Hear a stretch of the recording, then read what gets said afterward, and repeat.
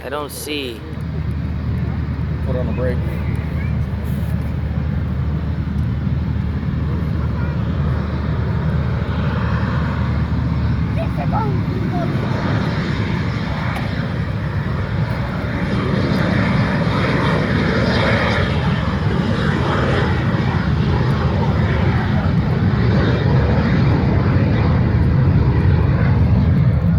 It's always kind of cool to start off an air show with a jet.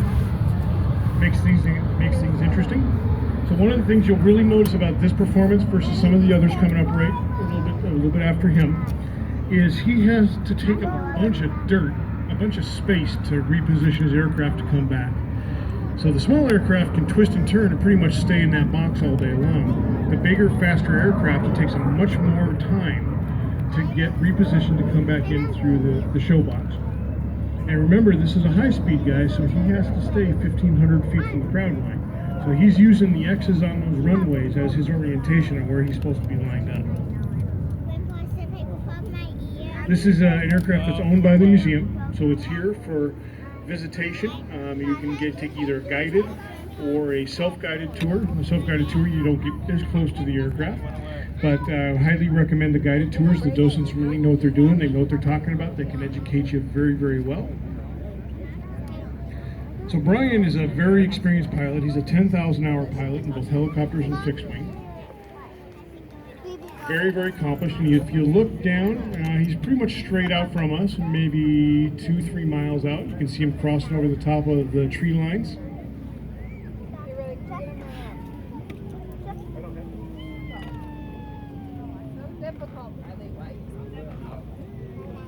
And he's starting his turn in from show left. He's a little tiny right now, but he's going to get a little bit bigger here pretty quick.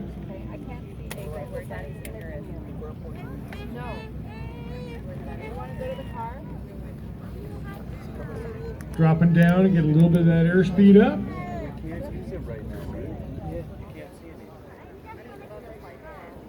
From show left to show right, Ryan Reynolds, L-39 Albatross, opening up the 21st Olympic Air Show.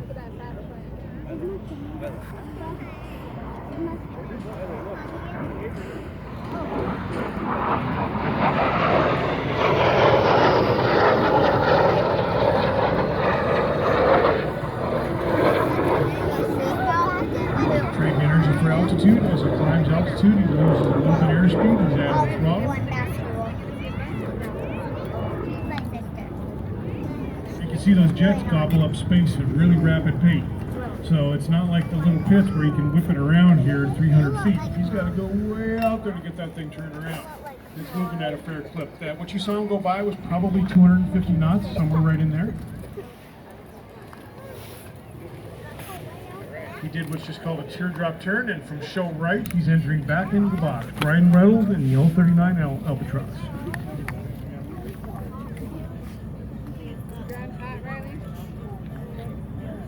Will you put your shoes on, Riley? Yeah, and I don't know. Here it comes again, Riley. Here comes the jet. Riley, check it out.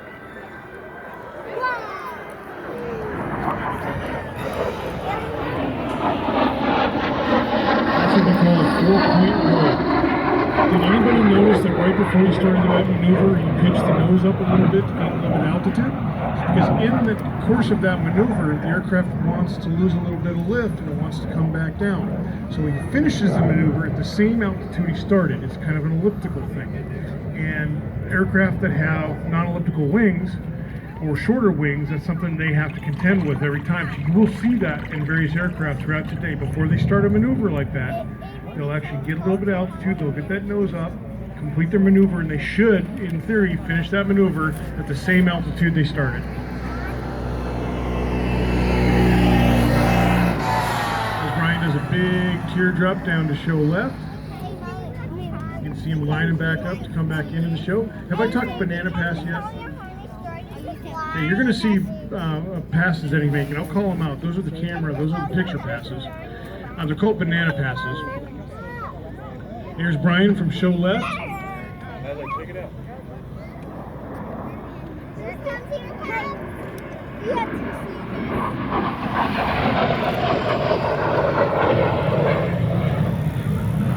It's doing a loop-de-loop.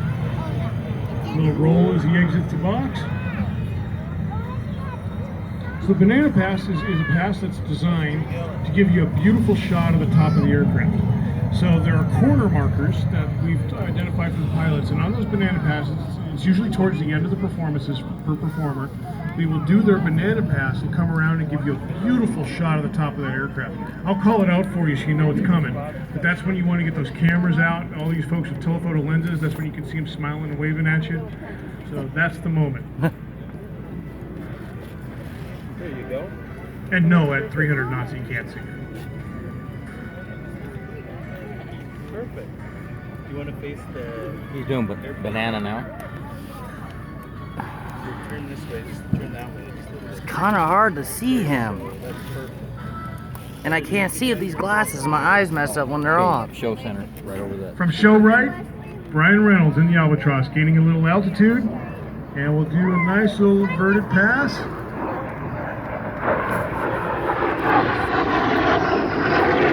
Exit out the shoulder.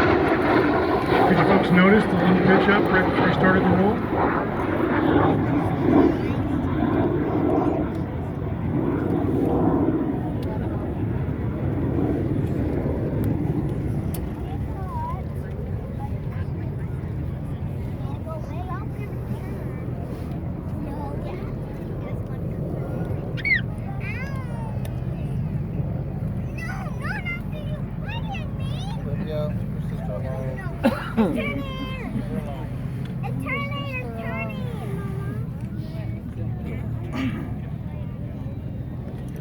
Right, Brian's position My out, eyes show keep bothering left. me every time I look. I don't know Nice why. teardrop turn. So I have to keep the glasses on, but I can't see. Oh, yeah, the airplane plane. Pointing that nose down a little bit, gaining his airspeed. Levels the aircraft out. He's inside the show box. It's coming. Pitches up a little bit. And nice barrel.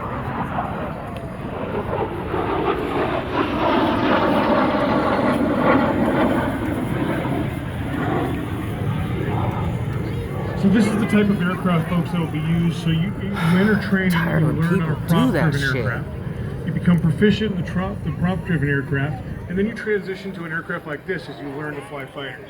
So this is the stepping stone between the initial primary trainers and when you get released to a squadron to learn your fighter, which fighter you're going to get assigned to. I believe I just heard that the banana pass is coming up, so that's what he's going to be repositioning for, I believe, and it'll be coming from show right to show left. And it's an arcing pass. It just sounds just like it is. It's shaped like a banana. And you'll get a beautiful view of that blue and gray paint scheme and a beautiful view of the top of that aircraft.